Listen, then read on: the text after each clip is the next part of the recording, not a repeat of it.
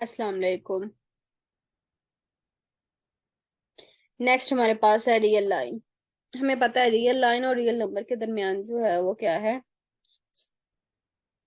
1-1 correspondence पाई जाती है। ठीक है, मतलब रियल नंबर के हर नंबर के अगेंस्ट हमें जो है वो रियल लाइन पे कोई ना कोई पॉइंट मिल जाएगा।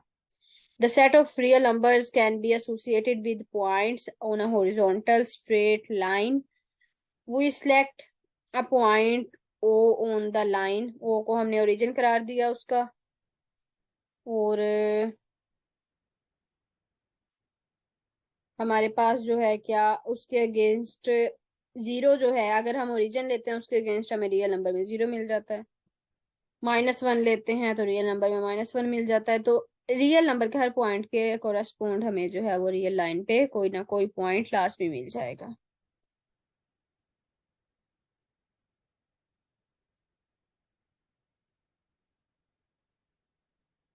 नेक्स्ट है ये वही चीज है, रियल लाइन। इसको करने की इधर से जरूरत नहीं है, बस ठीक है वो जो मैंने बता दिया। उसके बाद हमारे पास आ जाते हैं intervals. Open interval, closed interval, half open half closed. ठीक है ना। ए हमने कोई भी नंबर लिया रियल नंबर का, तो -इन्फिनिटी से ए तक। ये देखें, ये जो है वो क्या है, ओपन इंटरवल। -इन्फिनिटी से इन्फिनिटी तो आपको पता है कहीं भी इंक्लूड नहीं होगी। -इन्फिनिटी से ए तक, ए जो है वो क्लोज, या इसको हम लिख सकते हैं a x less than equal -a। इसको हम इसी तरह भी लिख सकते हैं, इसका मतलब यही इंटरवल है। अगर ए से इन्फिनिटी तक, तो x greater than equal to -a, मतलब a greater than equal to a से बड़े जितने नंबर इन्फिनिटी तक चले जाएं वो सारे इंक्लूड है। इनको तो हम बोलते हैं क्लोज्ड रेज, या फिर इनको क्योंकि ए से क्लोज्ड है, या फिर हम बोलते हैं closed half lines. Closed half lines क्यों बोला इन्होंने, क्योंकि ये जो है ना हमारे पास ये है, अगर ये हम रियल लाइन लेते हैं तो ये मैंने बता दिया आपको ए पॉइंट है। तो इधर से -इन्फिनिटी से हमारे पास ए तक क्या है, एक लाइन बनती है ना, आधी लाइन। तो इसको इसलिए बोला है क्लोज्ड हाफ लाइन। क्लोज इसलिए बोला है क्योंकि ए भी इंक्लूड है।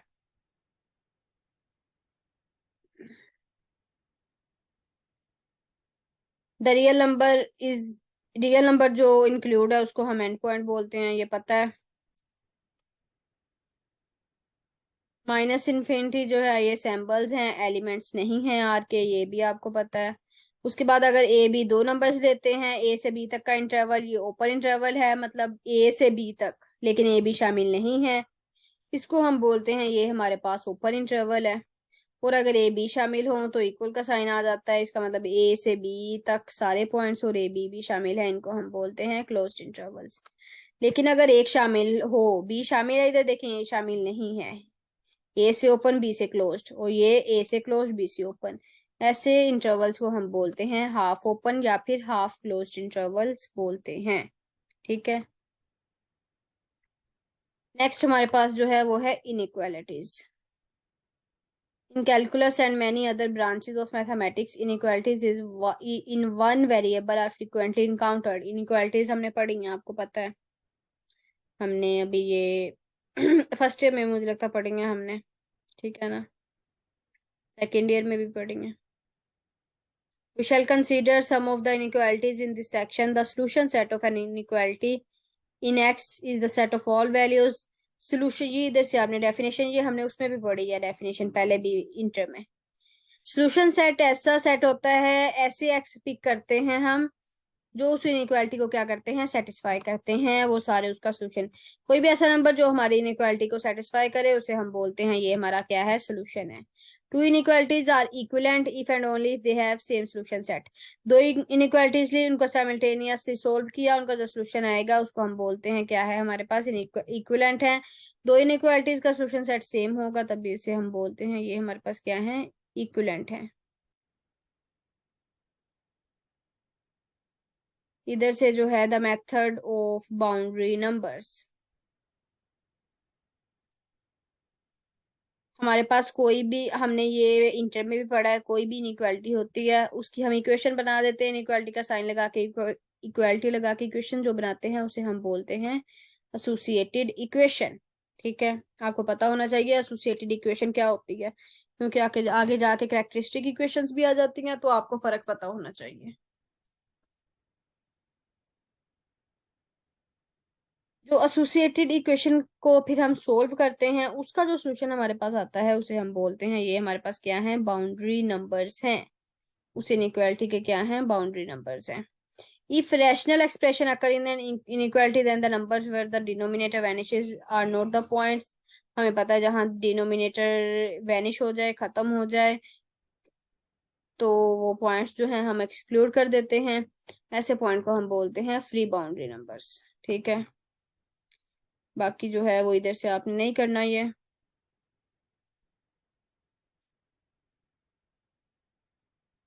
हो सकता है पढ़ते वक्त मुझसे कोई चीज स्किप हो जाए तो, लेकिन अगर आपकी नजर में से बाद में जब आप नोट्स बनाए कोई चीज गुजरे तो आप स्टडी कर लीजिएगा।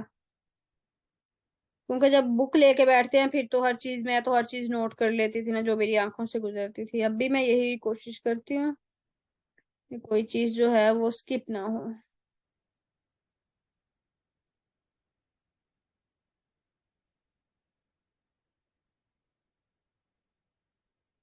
फंक्शंस रियल नंबर का अब हमारे पास जो है वो खत्म हुआ पोर्शन, आगे हमारे पास फंक्शन, लिमिट, कंटिन्यूटी आ जाएंगे।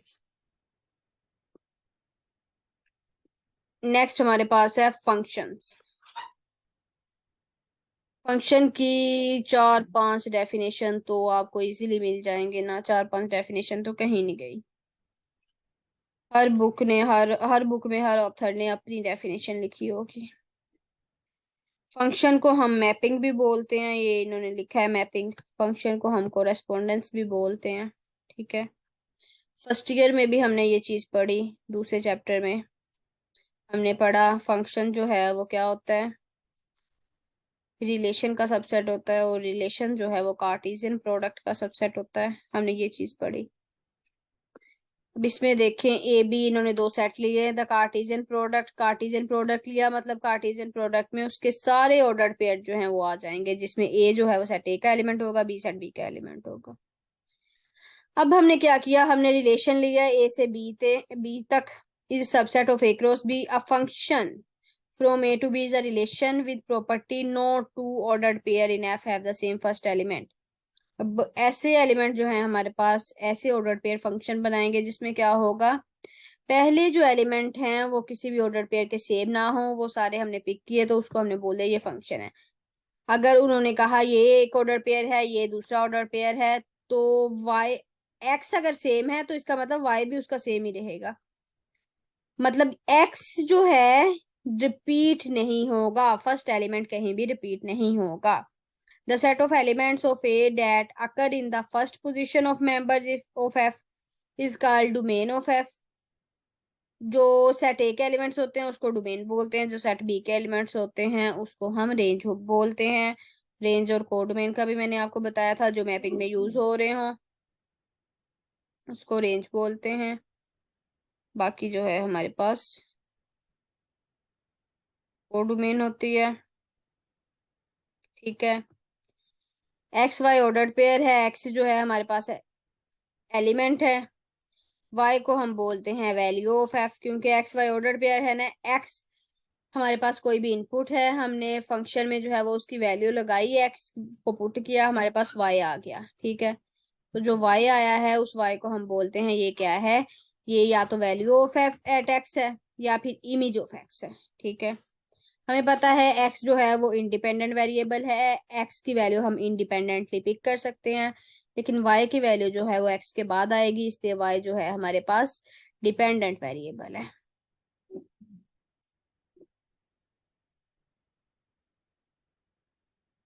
आर से आर तक का अगर हम फंक्शन लेते हैं, रियल नंबर से रियल नंबर पे फंक्शन लेते हैं, तो ऐसे फंक्शन को हम बोलते हैं रियल वैल्यूड फंक्शन। ठीक है, ऐसे फंक्शन को हम बोलते हैं रियल वैल्यूड फंक्शन। नेक्स्ट हमारे पास क्या है, let x be a subset of R, a real valued function f defined on x is a formula। Function के अब नाम देख रहे हैं आप, रूल, मेथड, कोरेस्पोंडेंस, मैपिंग भी। that associate with each x belong to x a unique real number। कोई भी ऐसा फंक्शन जो हम एक्स किसी भी एक्स पे सपोर्ट करते हैं उसके कोरस्पोंड हमें यूनिक रियल नंबर दे, उसकी वैल्यू दे, उसको हम बोलते हैं ये हमारे पास क्या है, फंक्शन है।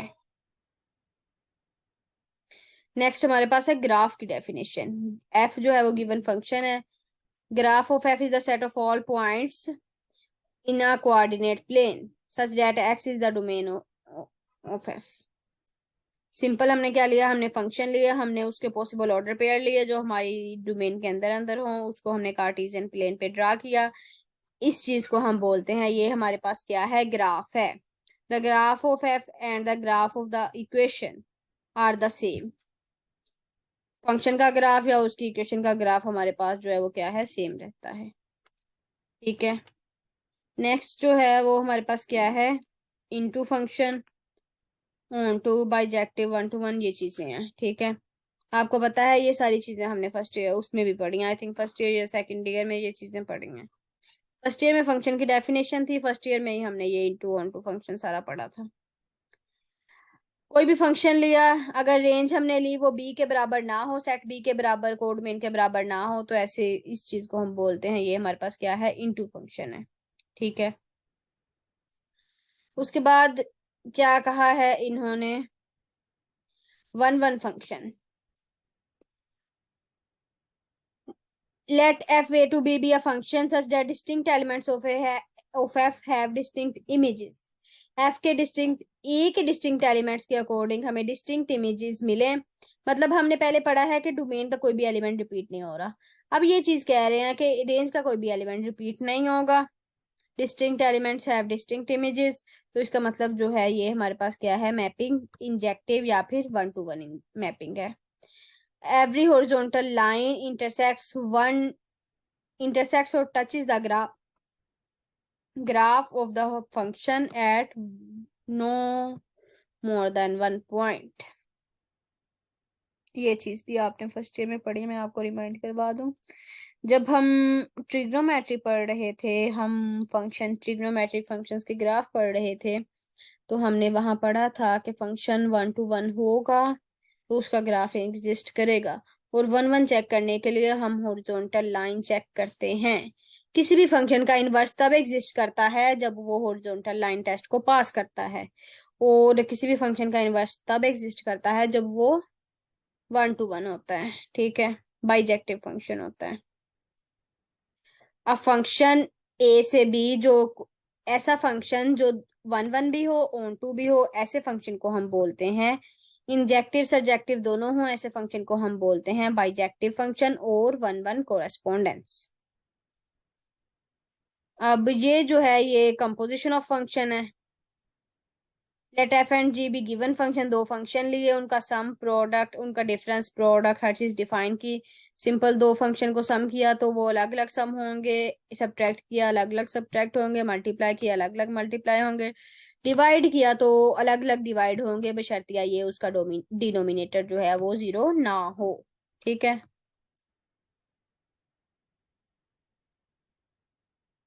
उसकी डोमेन जो है वो भी बता दी गई, सम और सब्ट्रैक्शन, एडिशन और सब्ट्रैक्शन की क्या डोमेन है उन दोनों को जब डोमेन लेनी है। इस तरह का एमसीक्यूज भी आ सकता है, दो फंक्शन गिवन हो, आपको पूछा जाए इनके सम का जो है वो सम की डोमेन बताएं, तो सम की डोमेन फिर यही होगी, आपने दोनों की डोमेन अलग अलग लेके उनका इंटरसेक्शन ले लेना है।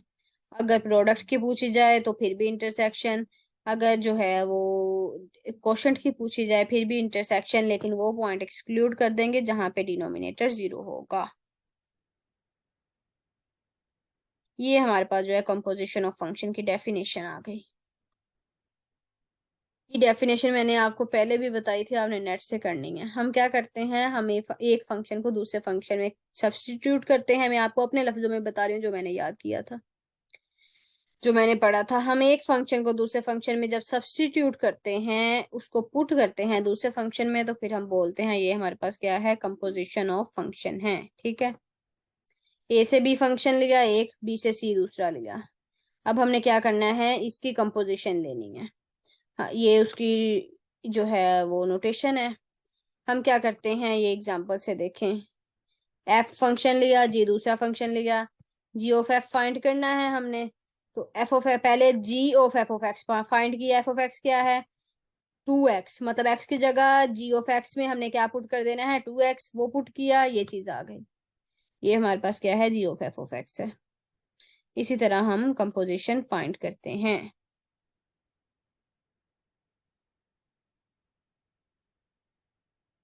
यहां तक किसी को कोई क्वेश्चन है तो वो पूछ सकता है।